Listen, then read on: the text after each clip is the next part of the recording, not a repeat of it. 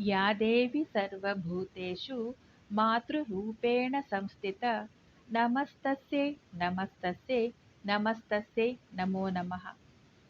ನಮ್ಮ ಜೀವನದಲ್ಲಿ ಸಾಲದ ಬಾಧೆ ಹೆಚ್ಚಾಗಿದ್ರೆ, ಎಷ್ಟೇ ಕಷ್ಟಪಟ್ಟರೂ ಕೈಯಲ್ಲಿ ದುಡ್ಡು ನಿಲ್ಲದೆ ಇದ್ರೆ, ಅಥವಾ ಮನೆಯಲ್ಲಿ ಸದಾ ಜಗಳ, ದೃಷ್ಟಿದೋಷ, ನೆಗೆಟಿವ್ ಎನರ್ಜಿಯಿಂದ ನೆಮ್ಮದಿಯೇ ಇಲ್ಲದಂತಾಗಿದ್ರೆ, ಇವತ್ತು ನಾನು ಹೇಳುವ ಈ ಸ್ತೋತ್ರ ಬ್ರಹ್ಮಾಂಡದ ಅತ್ಯಂತ ಶಕ್ತಿಶಾಲಿ ಮತ್ತು ರಹಸ್ಯಮಯ ಸ್ತೋತ್ರ.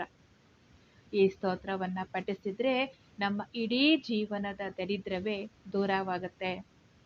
ಇಂದಿನ ವಿಡಿಯೋದಲ್ಲಿ ಈ ಸ್ತೋತ್ರದ ಹಿಂದಿರುವ ರಹಸ್ಯ, ಇದರ ಅದ್ಭುತ ಮಹಿಮೆ, ಪಾಲಿಸಬೇಕಾದ ನಿಯಮಗಳು, ಪೂಜಾ ವಿಧಾನ ಎಲ್ಲವನ್ನ ಸಂಪೂರ್ಣವಾಗಿ ತಿಳಿದುಕೊಳ್ಳೋಣ.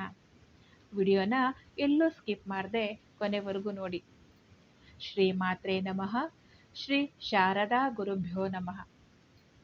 ದೇವಿಯ ವಾಸಸ್ಥಾನವಾದ ಶ್ರೀಚಕ್ರದ ಒಟ್ಟು 9 ಆವರಣಗಳಲ್ಲಿ 9ಕ್ಕೂ ಹೆಚ್ಚು ಮುಖ್ಯ ದೇವತಾ ಗುಂಪುಗಳು ಮತ್ತು 100ಕ್ಕೂ ಹೆಚ್ಚು ಯೋಗಿನಿ ದೇವತೆಗಳು ನೆಲೆಸಿರ್ತಾರೆ. 9ನೇ ಆವರಣದ ಕೇಂದ್ರ ಬಿಂದುವಿನಲ್ಲಿ ಸಾಕ್ಷಾತ್ ಪರಮಶಿವ ಮತ್ತು ಪರಾಶಕ್ತಿಯು ಒಂದಾಗಿ ಶ್ರೀ ಶ್ರೀ ಮಹಾಭಟ್ಟಾರಿಕಾ ಶ್ರೀಲಲಿತಾ ಮಹಾತ್ರಿಪುರ ಸುಂದರಿ ರೂಪದಲ್ಲಿ ನೆಲೆಸಿರ್ತಾರೆ. ಸಾಮಾನ್ಯವಾಗಿ ಶ್ರೀಚಕ್ರಕ್ಕೆ ಪೂಜೆ ಮಾಡಬೇಕಾದ್ರೆ ಅದಕ್ಕೆ ಗಂಟೆಗಟ್ಟಲೆ ಸಮಯ ಮತ್ತು ಕಠಿಣ ಮಂತ್ರಗಳು ಬೇಕು. ಆದರೆ ಸಾಮಾನ್ಯ ಭಕ್ತರಾದ ನಮಗೆ ಅದು ಸಾಧ್ಯವಿಲ್ಲ. ಅದಕ್ಕಾಗಿಯೇ ಶಿವನು ಈ ಸ್ತೋತ್ರವನ್ನು ಉಪದೇಶಿಸಿದ್ದಾರೆ. ಈ ಸ್ತೋತ್ರದಲ್ಲಿ ಶ್ರೀಚಕ್ರದ ಎಲ್ಲ ದೇವತೆಗಳ ಹೆಸರುಗಳಿವೆ. ಇದನ್ನು ಒಮ್ಮೆ ಪಠಿಸಿದ್ರೆ ಇಡೀ ಶ್ರೀಚಕ್ರ ಪೂಜೆ ಮಾಡಿದಷ್ಟು ಪುಣ್ಯ ಸಿಗುತ್ತೆ. ಪರಾಶಕ್ತಿ ಮಹಾತ್ರಿಪುರ ಸುಂದರಿಯ ಅನುಗ್ರಹವನ್ನು ನೀಡುವ, ಅದರಲ್ಲೂ ಸಾಕ್ಷಾತ್ ಪರಮೇಶ್ವರನೇ ಉಪದೇಶಿಸಿದ ಅತ್ಯಂತ ಶಕ್ತಿಶಾಲಿ ಮತ್ತು ರಹಸ್ಯಮಯವಾದ ಸ್ತೋತ್ರ ಯಾವುದೆಂದರೆ ಶ್ರೀದೇವಿ ಖಡ್ಗಮಾಲ ಸ್ತೋತ್ರ. ಖಡ್ಗ ಎಂದರೆ ಕತ್ತಿ, ಮಾಲಾ ಎಂದರೆ ಹಾರ, ಅಂದರೆ ಜಗನ್ಮಾತೆಯಾದ ಲಲಿತಾ ಮಹಾತ್ರಿಪುರ ಸುಂದರಿಯ ಅನುಗ್ರಹವೆಂಬ ಕತ್ತಿಗಳ ಮಾಲೆ ಎಂದರ್ಥ. ಈ ಖಡ್ಗ ನಮ್ಮ ಹೊರಗಿನ ಶತ್ರುಗಳನ್ನು ಮಾತ್ರವಲ್ಲ, ನಮ್ಮ ಒಳಗಿರುವ ಅಜ್ಞಾನ, ಆಲಸ್ಯ, ದಾರಿದ್ರ್ಯ ಮತ್ತು ರೋಗಗಳನ್ನು ಬೇರು ಸಹಿತ ಕತ್ತರಿಸಿ ಹಾಕುತ್ತೆ. ಈ ಸ್ತೋತ್ರ ಓದುವವರ ಸುತ್ತಲೂ ಒಂದು ಪಾಸಿಟಿವ್ ಎನರ್ಜಿಯ ಕವಚ ಸೃಷ್ಟಿಯಾಗುತ್ತೆ. ಯಾವುದೇ ಮಾಟ ಮಂತ್ರ, ನರದೃಷ್ಟಿ, ಶತ್ರುಬಾಧೆ ನಮ್ಮ ಹತ್ರನೂ ಸುಳಿಯೋದಿಲ್ಲ. ಆರ್ಥಿಕ ಸಂಕಷ್ಟಗಳು ದೂರವಾಗಿ ವ್ಯಾಪಾರ, ಉದ್ಯೋಗದಲ್ಲಿ ಅತಿ ದೊಡ್ಡ ಯಶಸ್ಸು ಸಿಗುತ್ತೆ. ಲಕ್ಷ್ಮೀದೇವಿಯ ಕೃಪೆ ಸದಾ ಇರುತ್ತೆ. ತೀವ್ರವಾದ ಡಿಪ್ರೆಷನ್, ಆತಂಕ, ಭಯ ಇರುವವರು ಇದನ್ನು ಕೇಳಿದ್ರೆ ಅಥವಾ ಪಠಿಸಿದ್ರೆ ಮನಸ್ಸು ಅತ್ಯಂತ ಶಾಂತವಾಗುತ್ತೆ. ಜಾತಕದಲ್ಲಿರುವ ನವಗ್ರಹ ದೋಷಗಳು, ಮುಖ್ಯವಾಗಿ ರಾಹುಕೇತು ಮತ್ತು ಶನಿ ದೋಷಗಳ ತೀವ್ರತೆ ಕಡಿಮೆಯಾಗುತ್ತೆ. ಲಲಿತಾ ಸಹಸ್ರನಾಮ ಪಾರಾಯಣ ಮಾಡಲಾಗದಿದ್ರೂ ಈ ಸ್ತೋತ್ರವನ್ನು ಪಾರಾಯಣ ಮಾಡಿದ್ರೆ ಸಹಸ್ರನಾಮ ಪಾರಾಯಣ ಮಾಡಿದಷ್ಟು ಫಲ ಸಿಗುತ್ತೆ.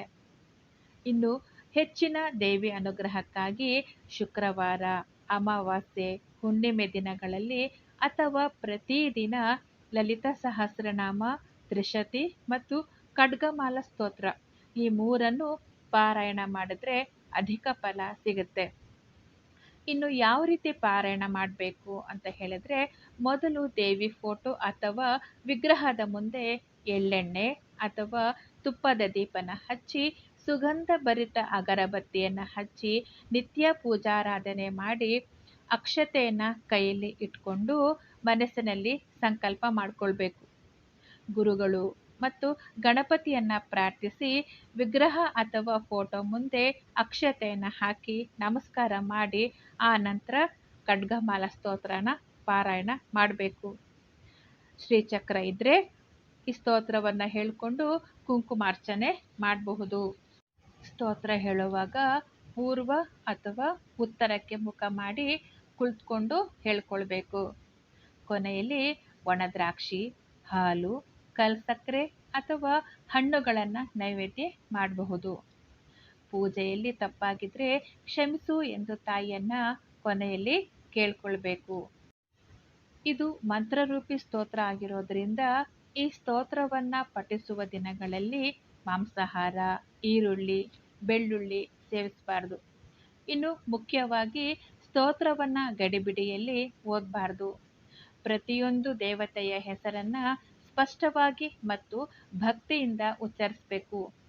ಅದರಲ್ಲಿ ಅಸ್ಯ ಶ್ರೀ ದೇವಿ ಖಡ್ಗಮಾಲಾ ಸ್ತೋತ್ರ ಮಹಾಮಂತ್ರಸ್ಯ ಇಂದ 4 ಸಾಲಗಳನ್ನ ಉಪದೇಶವಿಲ್ಲದೆ ಹೇಳ್ಬಾರ್ದು ಅಂತಾರೆ. ಉಪದೇಶ ಕೊಡೋರಿದ್ರೆ ಉಪದೇಶ ತಗೊಂಡು ಹೇಳ್ಕೊಳ್ಳಿ. ಇಲ್ದಿದ್ರೆ ಆ 4 ಸಾಲಗಳನ್ನ ಬಿಟ್ಟು ಧ್ಯಾನ ಶ್ಲೋಕದಿಂದ ಮುಂದುವರಿಸಿ. ಪೂರ್ತಿ ಶ್ಲೋಕ ಯಾರಾದರೂ ಹೇಳ್ಕೊಡೋರಿದ್ರೆ ಒಂದ್ಸಲ ಹೇಳಿಸ್ಕೊಂಡು ಆಮೇಲೆ ನೀವು ಪಾರಾಯಣ ಮಾಡೋಕ್ಕೆ ಶುರು ಮಾಡಿ. ಆದರೆ ಲಲಿತಾ ಸಹಸ್ರನಾಮದಷ್ಟು ಈ ಸ್ತೋತ್ರ ಕಷ್ಟ ಆಗಲ್ಲ. ಒಂದ್ಸಲಿ ಹೇಳ್ಕೊಟ್ರೆ ಕಲಿಬಹುದು. ಲಲಿತಾ ಮಹಾತ್ರಿಪುರ ಸುಂದರಿಯ ಈ ಖಡ್ಗಮಾಲಾ ಸ್ತೋತ್ರವನ್ನು ಕಲಿತು ಭಕ್ತಿಯಿಂದ ಪಠಿಸಿ. ನಿಮ್ಮ ಜೀವನದ ಎಲ್ಲ ಕಷ್ಟಗಳಿಂದ ಮುಕ್ತಿ ಪಡ್ಕೊಳ್ಳಿ. ಇವತ್ತಿನ ಈ ವಿಡಿಯೋ ನಿಮಗೆ ಇಷ್ಟ ಆಗಿದ್ರೆ ದಯವಿಟ್ಟು ವಿಡಿಯೋನ ಈಗಲೇ ಲೈಕ್ ಮಾಡಿ, ನಿಮ್ಮ ಕುಟುಂಬದವರಿಗೆ ಮತ್ತು ಸ್ನೇಹಿತರಿಗೆ ಶೇರ್ ಮಾಡಿ. ಇಂತಹ ಮತ್ತಷ್ಟು ಆಧ್ಯಾತ್ಮಿಕ ಮತ್ತು ದೈವಿಕ ಮಾಹಿತಿಗಳಿಗಾಗಿ ನಮ್ಮ ಶ್ರೀ ದುರ್ಗಾ ಭಕ್ತಿಧಾರ ಚಾನಲ್ನ ಸಬ್ಸ್ಕ್ರೈಬ್ ಮಾಡ್ಕೊಳ್ಳಿ. ಮುಂದಿನ ವಿಡಿಯೋದಲ್ಲಿ ಮತ್ತೆ ಭೇಟಿಯಾಗೋಣ. ಅಲ್ಲಿವರೆಗೂ ಧನ್ಯವಾದಗಳು.